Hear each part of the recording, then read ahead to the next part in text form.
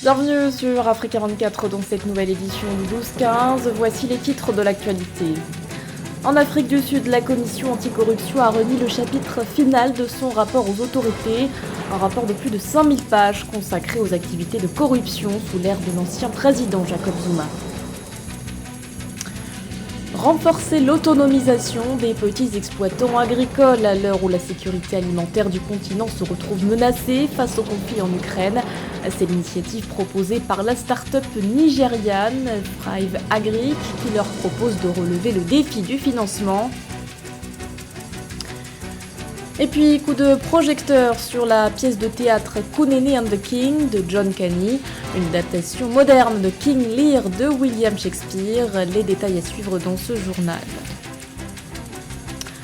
Mais tout d'abord, le 26e sommet des chefs d'État et de gouvernement du Commonwealth, un rendez-vous organisé à Kigali, au Rwanda, jusqu'à ce 25 juin.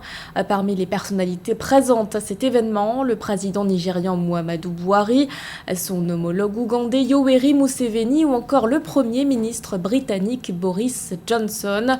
Au programme de ce vendredi, l'entrée du Togo et du Gabon au sein de cette organisation. Les deux pays francophones avaient vu leur demande d'adhésion être acceptée par le Commonwealth le 12 juin dernier. Une intégration qui va permettre à ces deux États de diversifier leurs relations diplomatiques et leurs partenariats financiers. Plus de 5000 pages et de 300 témoignages recueillis, c'est le travail accompli par la commission anticorruption sud-africaine qui a enquêté pendant 4 années sur les allégations de corruption sous la présidence de l'ancien chef de l'État Jacob Zuma. Dans son volet final, remis aux autorités ce 22 juin, l'instance estime que son successeur, le président Cyril Ramaphosa, aurait pu enquêter sur ces accusations. Un sujet de la rédaction. C'est le fruit de 4 années d'enquête. En Afrique du Sud, la commission anticorruption a remis ce 22 juin le chapitre final de son rapport au président Cyril Ramaphosa. Un rapport consacré à la corruption de l'État sous la présidence de son prédécesseur Jacob Zuma. Point phare de ce document, la commission dirigée par le juge Raymond Zondo évoque une certaine passivité de l'actuel chef de l'État face à ces accusations de corruption. Nous avons fini par comprendre ce qui s'est passé, qui était impliqué. Nous avons également saisi l'impact que ces méfaits ont eu sur notre État, sur notre économie, ainsi que sur notre société. Interrogé sur le sujet, le président aurait donné des réponses opaques d'après la commission.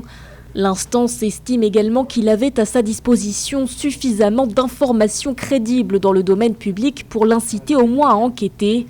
Des révélations qui viennent de nouveau mettre le président en difficulté. Le chef de l'État a récemment été accusé d'avoir dissimulé un cambriolage survenu dans une de ses propriétés. Les cambrioleurs y auraient trouvé un peu plus de 3 millions d'euros en espèces, une somme que le président n'aurait pas déclarée. C'est bien plus qu'un rapport sur la corruption, la fraude et les abus généralisés. C'est aussi un instrument qui va permettre au pays de travailler pour s'assurer que de tels méfaits ne se reproduisent plus jamais dans notre pays.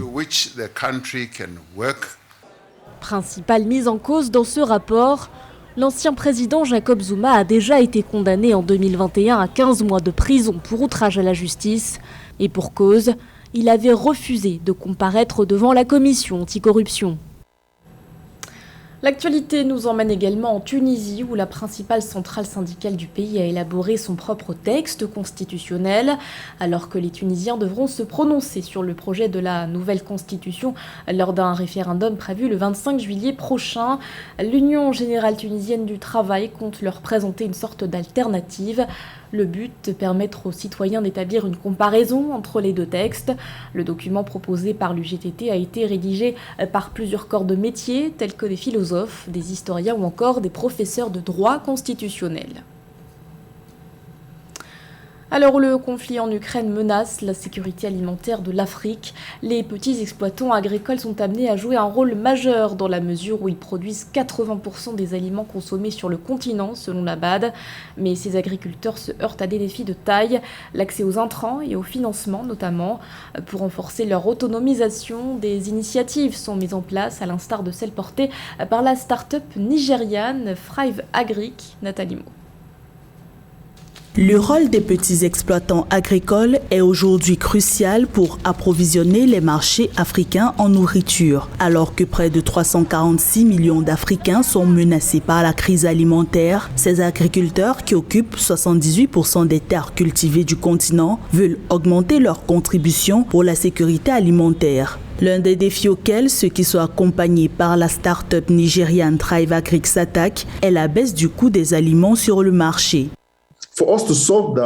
Pour résoudre ce problème, nous devons veiller à ce que près de 2 millions de petits agriculteurs obtiennent à faible coût les intrants dont ils ont besoin. Nous devons réduire la chaîne des intermédiaires entre les champs et les marchés. De plus, nous devons apprendre aux agriculteurs que l'agriculture offre de réels débouchés économiques. Près de 90% de la production agricole en Afrique découle du travail des petits agriculteurs. Cependant, leur part dans l'agribusiness demeure faible. L'isolement et le difficile accès au financement en sont principalement les causes. Des initiatives se multiplient en Afrique pour les rendre crédibles auprès des banques.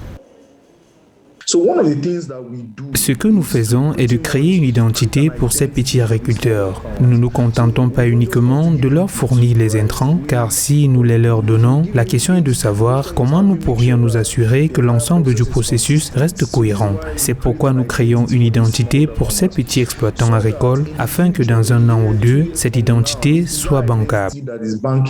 L'Afrique importe pour plus de 50 milliards de dollars de denrées alimentaires de l'étranger chaque année. Des données officielles révèlent que l'urbanisation croissante devrait générer 645 milliards de dollars de dépenses de consommation d'ici 2025 dans les secteurs des produits frais, des produits laitiers, de la viande, des aliments transformés et des boissons. Nous partons à présent au Bénin à la rencontre de Richard Gauthier Ojrado. Avec sa marque Azuka Spirit, l'entrepreneur a mis au point des objets connectés en vue de protéger les biens des personnes. Un projet qui traduit un objectif bien précis, faire de son pays un leader sur le marché des technologies de l'information et de la communication. Les précisions de Lefty Ounou.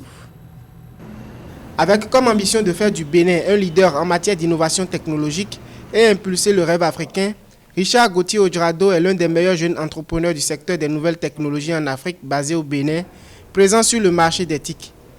Originaire de la région des collines Adassazoume au Bénin, Richard Ojrado est un entrepreneur qui apporte des perspectives aux problèmes africains.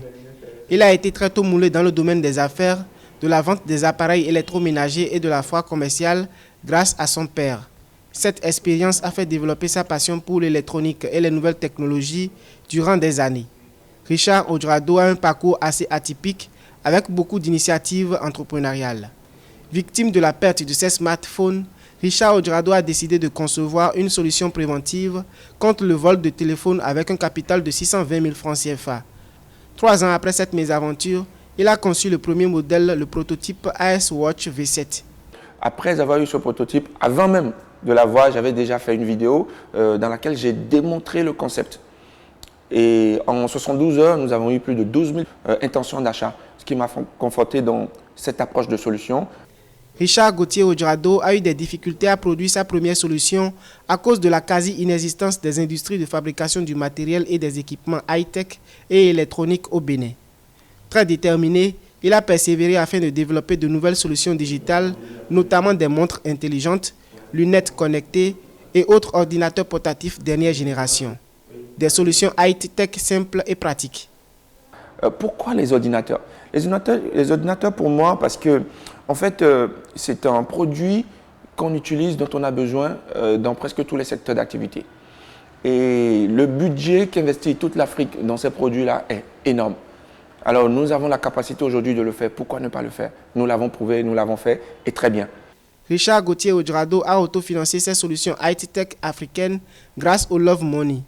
Il nourrit l'ambition de voir sa start-up passer les 5 millions de dollars pour le compte du premier trimestre 2023.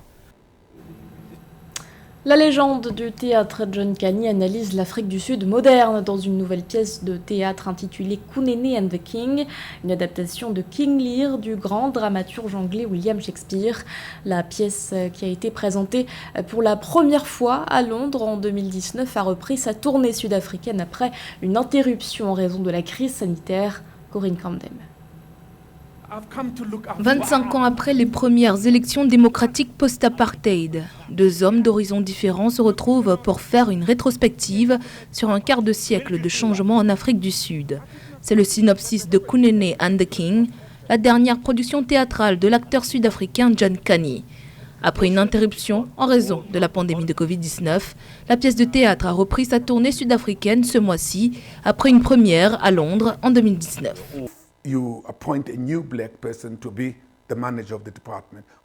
Par exemple, si vous nommez une personne noire directeur d'un département, le personnel réagit immédiatement différemment si c'est une femme, ou si la personne est noire, ou bien si elle est blanche. C'est à ce genre de nuances que je fais référence. Les spectateurs s'y reconnaissent et apprennent à être prudents, parfois aussi dans leur propre vie.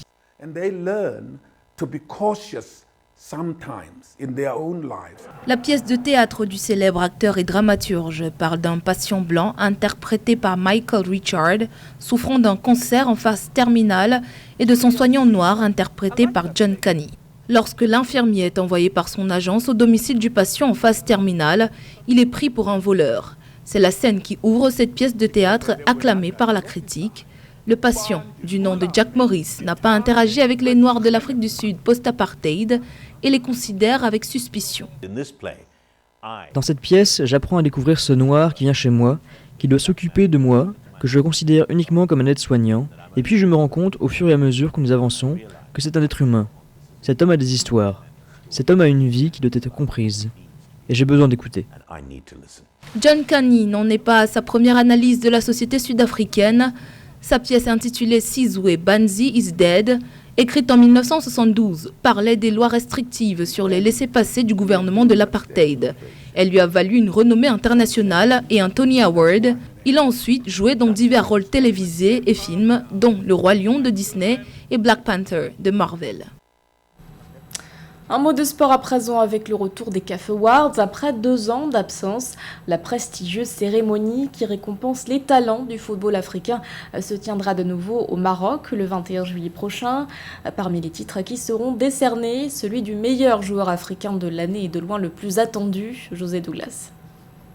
Les meilleurs talents africains seront honorés au Maroc le jeudi 21 juillet 2022 lors de la prestigieuse cérémonie de remise des récompenses du football africain avant la finale de la Coupe d'Afrique des Nations féminines Total Energy Maroc 2022 prévue du 2 au 23 juillet 2022. Dans notre continent, c'est un devoir de récompenser et de reconnaître nos gloires. Je pense que reconnaître nos gloires, c'est un devoir de tout le monde. Je pense que notre continent a été à la traîne pendant un certain moment. C'est une très bonne chose qu'il revienne cette année-là pour essayer de donner encore un nouveau souffle à ces distinctions. Un événement qui coïncide avec le 2e anniversaire du lancement de la stratégie du football féminin de la CAF et l'introduction d'une nouvelle catégorie qui fait suite à la Ligue des champions féminines CAF Total Energy en novembre dernier.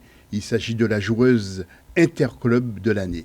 Plusieurs titres seront décernés, notamment le joueur et la joueuse de l'année, car il faut noter que nos joueurs, malgré leur qualité, échappent souvent au ballon d'or européen. Il n'y a qu'un seul, c'est Mr. George Weah qui l'a eu, je rappelle, je pense que c'était en 95 et c'était la première année où on a changé d'abord la réglementation. C'est vrai qu'il y a beaucoup de joueurs qui ont frappé pratiquement à la porte de ce ballon, en citant évidemment soit Salah, soit Sadio Mané. Parmi les autres catégories, il y a aussi le jeune joueur de l'année, l'équipe nationale, l'entraîneur de l'année, le club de l'année et le but également. Les gagnants seront désignés par les votes des capitaines et des entraîneurs des associations membres du groupe d'études techniques de la CAF, des journalistes sélectionnés et des légendes du football africain. La période prise en compte va de septembre 2021 à juin 2022. L'attaquant sénégalais Sadio Mané et la Nigériane Aziza Oshoala avaient respectivement remporté les titres de joueur et joueuse de l'année. Ce journal a été réalisé par l'ensemble de la rédaction. Merci de votre fidélité. L'actualité continue sur Africa 24.